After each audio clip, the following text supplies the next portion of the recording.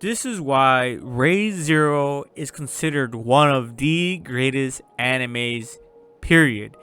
And a lot of people's list would at least be top 5 or top 10. Now, within this season specifically, there have been a lot of crazy moments where things were very hopeless, and certain characters were pretty much in life and death situations. Especially our girl here, Mimi. You know, Mimi was one of my favorite characters, hands down, especially when it came to the relationship between Mimi and Garth. They're both, it was such a wholesome relationship. It was so wholesome. It was so great. Then, of course, we saw, you know, hopeless moments with that immortal dragon girl, one of the archbishops. She's pretty much immortal and put one of the characters in dire straits by giving her dragon blood. There were just a lot of hopeless moments, but in my opinion, a majority of the time, I was getting a little uncomfortable because they were always finding an answer. They were always finding a way. They were always finding an olive branch of hope. That's just how it felt to me. And it didn't feel as dark as it usually is. Subaru is usually dying over and over and over and over again. And we did see that a little bit in the beginning of the season with one of the archbishops of the witches cult. But then that kind of just stopped. That kind of just stopped. And then especially in the fight against Regulus, he was able to figure it out in one go, which was really impressive. You can really see his maturity. But things were getting a little too comfortable within the anime, which was making me a little uncomfortable. I really wanted to see more of the dark side of Re:Zero. And guys, that's exactly what we got. And because of how the ending was, right here, they were winning battle after battle. Either that or the Sin Archbishops themselves, they just backed away. They just backed off and were like, okay, this is a losing battle. We're not really getting Baco on our side. We don't really have the witch's book or the corpse of the actual the witch. Forgot what her name was. Oh, there's just so many characters, guys. Literally, like I said, like one of the characters was Mimi. Of course we have this one, the one that I mentioned. How do you say her name? How do you guys say her name? Capella Hermara Lugencia, bro. And then we have Fel, of course. Her moments shown too. There was just so many characters in this season. And of course with Beatrice, Priscilla, so many great characters, so many great moments. And of course Rui, one of the Sin Archbishops of the Witches Cult, of course, that actually represents gluttony. I think is part of the one of the brothers or sisters. And then of course we had Felix Shine. Then we saw a little bit of Al, and him fighting one of the archbishops, the dragon girl. So you can see here, there was just so much being thrown at us left and right. And I was just thinking, like, things were going a bit too smooth. Despite all the gruesomeness and despite some of the hopelessness, it just didn't feel that hopeless. It just didn't feel that emotional. It just didn't feel as if it was actually pulling at my heartstrings, if you will, guys. I don't know if you're understanding what I'm trying to say here. It just felt a little bit lacking. I did get frustrated with the situation with Mimi, but that's probably the only single time I really cared, because Mimi and Gart were they just started this really wholesome situation. You can see here, look, everything is so wholesome right now. With Subaru and Emilia, he fought, saved Emilia saved the people, saved Regulus's wives, by freezing them. And then of course all the bugs, they froze all the bugs as well. One of Emilia's ingenious things that she came up with to buy them time to figure out a cure. Look, everything's all smiles. Everything was all smiles. So I was like, okay, things are going a little too smooth. And that put me in a very uncomfortable situation. Look, even Mimi's back up from her fatal wounds. I think her curse got lifted or something. Then here, everyone is pretty much at a happily ever after, of course, excluding some people that they did not heal yet. They haven't healed yet due to certain curses. Where's that chick? Oh yeah, Krush. That was her name. Yeah, Krush got infected by dragon blood. So she's still in a pretty dire situation herself.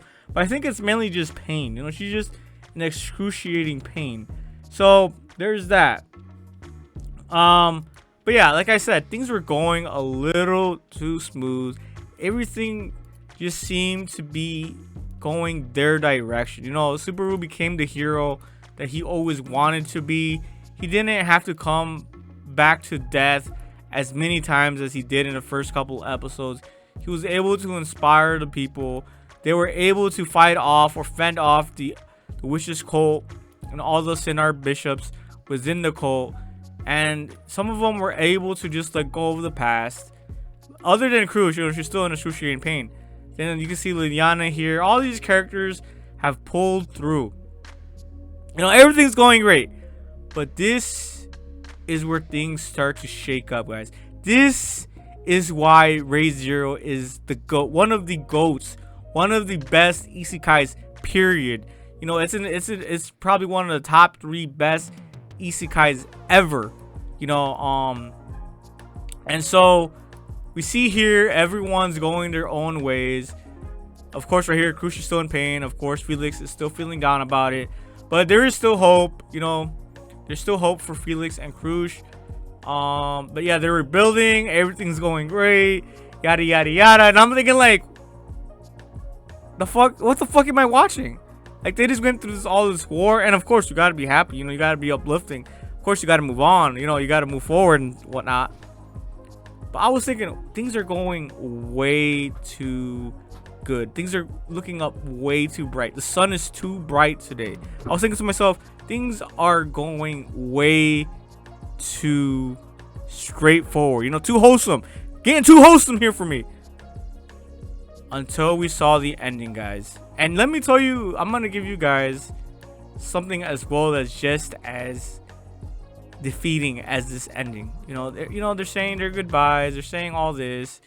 All this is happening. You know, they're saying, you know, they're looking around. They're looking at how things have changed. How things are going smooth.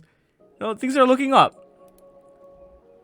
Until they talk to one of the Holy Knights. I forgot his name. He looks like this dude. I don't know if it's this guy. Yeah, he looks like this guy. Is that him? There's no biography written, so I don't know if that's actually him. Who knows? Let me see. No, but it looks like him.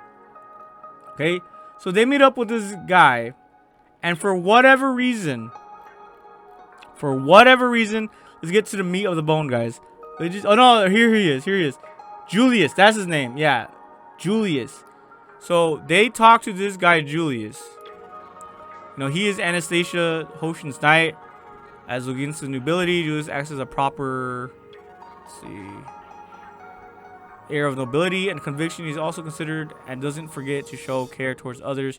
Also shows a strict side, giving out accurate assessments of others, whether they're good or bad, which is result of upbringing as an elite. And in actuality, he believes that he and others can do better than they currently are.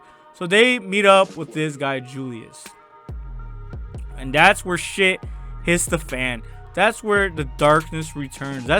This is the type of Re:Zero that I fell in love with.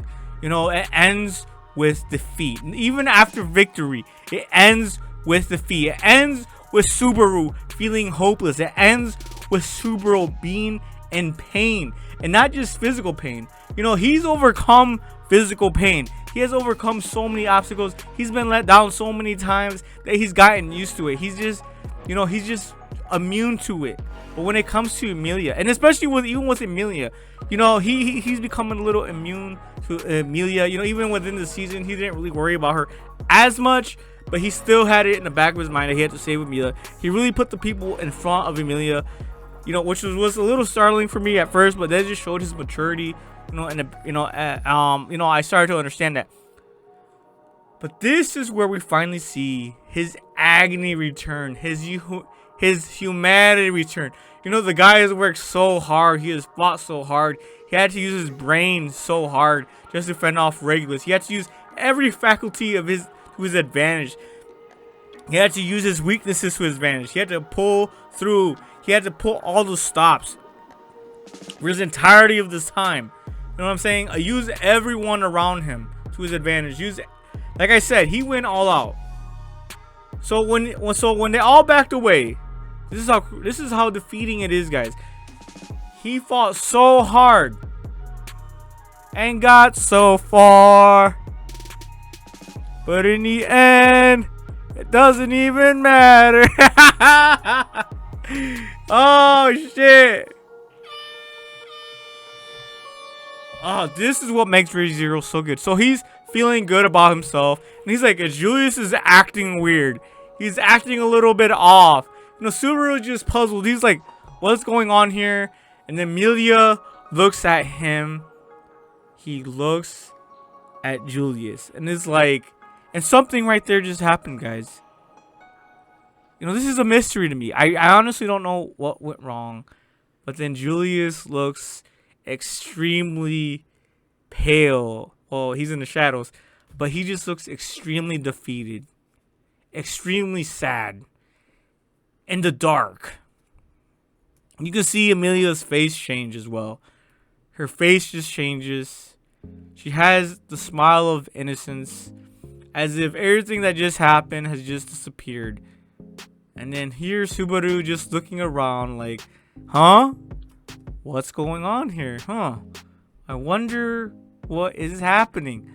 Why do I have this sinking feeling? Why do I feel like I won the battle but lost the war? What is going on? And then you can see here Julius is just ready. He's ready to just ball, like right here. You can see it. See in his eyes. The eyes of defeat. The eyes of sorrow.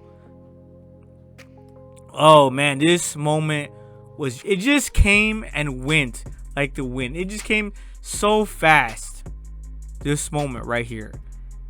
And then Subaru is sweating. He's nervous. He's in a nervous, you know, breaking a cold sweat. And Julius here knows exactly what happened. When Emilia said, oh, do you know Julius? Or something like that. Something along those lines. And you can tell here that Emilia has completely forgotten. Julius, son, are you? What did she say? Right here.